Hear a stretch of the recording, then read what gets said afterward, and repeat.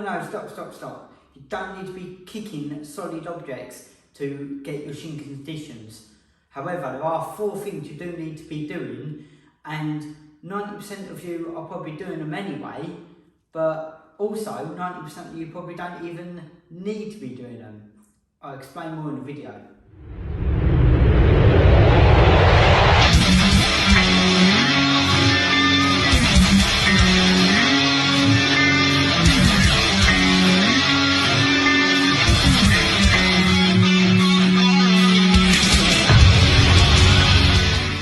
What's up, fight fans? Welcome to another video. Now, like I said in the start, about 90% of you are already doing these shin conditioning. Well, when you see the 4 reasons why, you'll understand a lot more. But what I meant by 90% of you don't need to be doing it is there's a lot of people doing shin conditioning wrong, in my eyes, where they're like really beating their shins with bits of wood and things like that. And you don't necessarily need to be doing that sort of thing. Don't get me wrong, it looks good for Instagram videos and stuff like that, but is it really going to help you for your MMA fighting if you're an MMA competitor? If you're beating up your shins that much and they're getting injured and you can't spar and you can't train properly, then surely that's going to be harming your MMA progress. So anyway, with that being said, one more thing before I get into the video as well. Shin conditioning takes a long time to do. It's not just an overnight process. It's just like any skill or anything you want to develop. All takes time and patience. So just bear that in mind as well. Don't always try and think of a cheat or a shortcut to get the result, because sometimes that's not always the best way of doing it. Best way of doing it is just consistency over time, building it up. So the first thing you need to be doing to get really strong conditioned shins is actually strengthening your bones. Now you get this by doing exercise. When you're doing exercise, any exercises on your feet what's going to cause flexion and extension of your heel and maybe with slightly rotation, but anything what is going to activate the muscles around and behind your shin, that's pulling against it, and that's going to create bone density in your shin because of the pressure of the muscles pulling against it. If your bones are weak, then the muscle pulling against it would end up snapping the bone. So when you put your muscles under a lot of strain and you do a lot of workout, that's what makes the bones get stronger. Now, it's basically any sort of exercise you could do with this, really. Any sort of running exercise, weighted calf raises, any sort of jumping sort of exercise will help with this.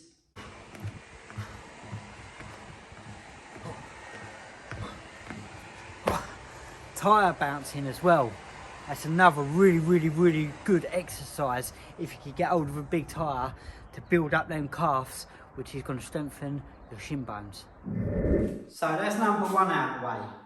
Number 2, now is the actual impact of the bone. Not necessarily full impact was going to bruise it, but just the bone whacking against something. So obviously you've got your hard bag, your heavy bag, sorry, you've got your roundhouse kicks. Just getting used to that movement and that momentum of the shin.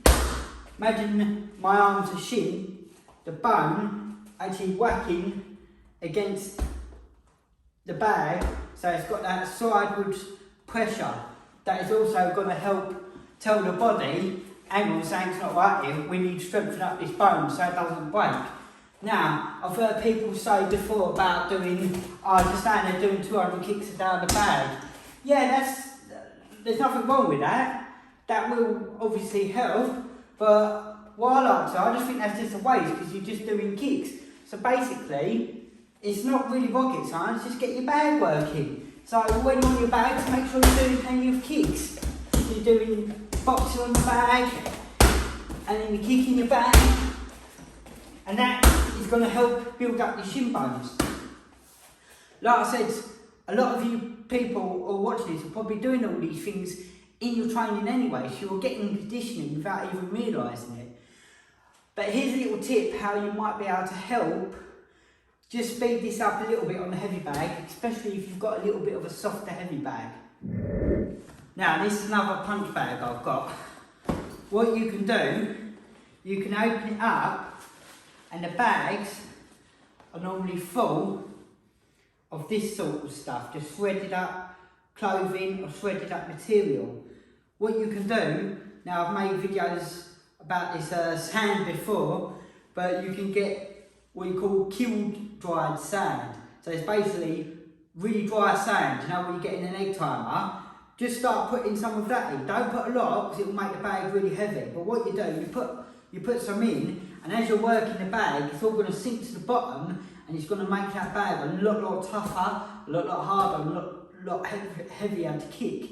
But again, you want to do this at a slow process. You don't want to be doing this, you're bashing your shins to bits, so the next day you can barely walk, or you don't spar or train, like I said. Sparring and doing your other training, it should be more important than your shin conditioning. When you're doing your training and you're doing different bits of your training, think what is more beneficial. Now, shin conditioning, especially for MMA, some people don't even tend to check very much, or they might not even throw loads of kicks. They might not be a heavy kicker in MMA. So why risk conditioning your shins loads and loads if they're not going to be a main source of a weapon you're actually going to use? Now, if you're worried about hitting your legs in the MMA fight and it really hurting, your adrenaline's going. And trust me, although you feel the pain, it's not quite all there. So it's not like you're going to clash shins with a fight and you're going to drop to the floor in pain and that. Don't get me wrong, there is, obviously there's been these leg breaks, but I've made a video talking about that before, about leg breaks, so check that out. I'll probably put that in the description below. But you can't let that play on your mind, because that is, like I said in the video, I won't go into too much detail, but it's very rare, it don't often happen.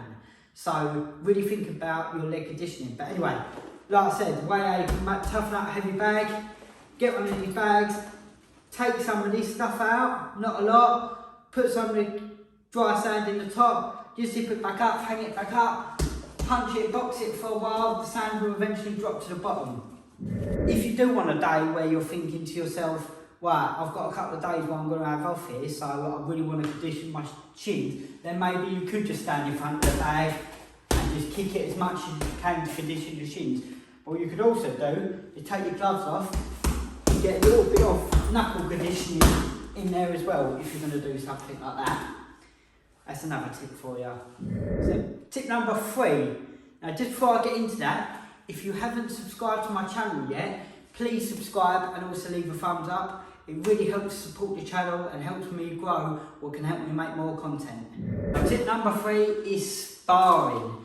Now, I will be giving a little bit of a bonus tip yet, so don't click off thinking it's coming up towards the end of the video, because just very quickly, sparring. Like I said, you are naturally going to impact the bone. We spoke about strengthening the bone with the exercise. We spoke about the impact of the bone. Now we're talking about actual bruising and creating a microfractures in the bone, what will help heal it, harden up, and people say can help deaden the nerves. Even though I've also heard a lot of people say, don't matter how much in conditioning you do, you're still going to feel the pain a little bit. Now, I definitely haven't completely deadened my nerves.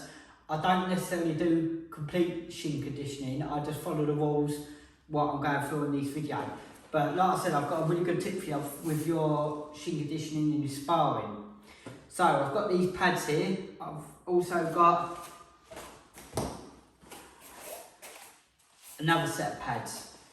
Now when you're doing your sparring, you start off using these, because when your shins are going to get bruised and bumped and beaten quite a bit, especially if you're not used to it. So definitely start off using these thicker pair of pads. Now once your shins get more and more used to it, you've got these type of shin pads. these are a thinner pair. They're almost like a sock, but they're a lot more thinner and a lot more flimsier. Now I wore these in Thailand and my shins really did get a bit bruised and battered through sparring. From accidentally, obviously, like when people are checking or clipping the elbow, but you're going to build up bruising naturally. Now, say if you're doing a lot of sparring and your shins are getting a bit beaten up, all you've got to do is take these off and then swap them for the more thicker pair. Give your shins time to heal and recover properly. Now, I will put a link down below where you can get both these from Amazon. If you do buy anything from Amazon, I do get a small commission, so I'll say thank you now. It won't cost you any more extra money, but I will get a small commission, which helps support the channel. Right, and like I said, about wearing these thicker ones to let your shins heal, which brings me up to the last one, what you need to do. So you've got the 4 what you need to do. You've got your exercises to build up the bone density. Then you've got the impact. Then you've got the bruising of the bone, the microfractures to help build it up. And then the last thing you need to do is heal. You need to be doing all 4 of these. Now, simply add heal, have good nutrition, and make sure if they are really battered to the point where it is really hurting, take some time off or take some time off from doing leg sparring. Just still try to train, but just keep away from doing kicks for a little while. Just sort of work your hands, work your boxing, try and be a bit open with your coach. Just say, look, I've overdone it with my shins, they are hurting, so I need to take a bit of time off. Also, another quick little bonus tip for you, what you can do is ice baths. When I was training out in Thailand and when I was doing a lot of my Thai boxing, I know this is more conditioning for MMA, but when I was doing a lot of my Thai boxing, obviously you do a lot more kick sparring, which I think you should be doing a lot more for MMA anyway, especially kick sparring, practicing catching kicks, because that will get you good at your balancing and not get taken down. And believe it or not, you're more likely to clash with elbows and stuff like that, which is not always a good thing, but like I said, will build up the toughness of your shins and just make you a little bit tougher anyway. But yeah, ice baths. Do ice baths. I was doing ice baths nearly every single day. You don't necessarily have to do a full body. A lot of the time I was just filling the bath up to my waist, just ice bath, literally just icing my shins. There's no point in getting massive ice packs on your shins when you can just ice up the whole area and also ice your muscles as well to help with your recovery. I hope you liked this video anyway. If you did, let me know in the comment section below if you do any sort of shin conditioning and what shin conditioning you do. Just very quickly, going on to when you do see people really batter their shins and then they can kick ridiculously hard things. Like I was saying earlier, don't get me wrong, like, that is good, it looks impressive, but you just got to think, is that going to help with your MMA training? Are you wasting too much time on one specific thing when there's so much you need to learn with MMA? Is there any point in wasting that time just trying to work on your one specific shin thing, bashing your shins? That's why I said about 90% of people don't necessarily need to be doing that sort of training. As well, if you're not looking to fight and you're just doing MMA for a social or just to keep fit, any sort of reason like that, that's brilliant, like, well played to you. So just think, do you need to really be doing shin conditioning? Is it really worth it? Because there could be long term consequences to doing shin conditioning, especially if you're going to go down the extremes of bashing your shins and out, which I don't necessarily recommend. The only thing I will say is if you are going to do that sort of thing, just make sure you are definitely trying to heal, you're getting enough sleep, enough nutrition, and keep up with them ice baths. Right, till the next time, keep kicking that punch bag, and we'll see you all soon.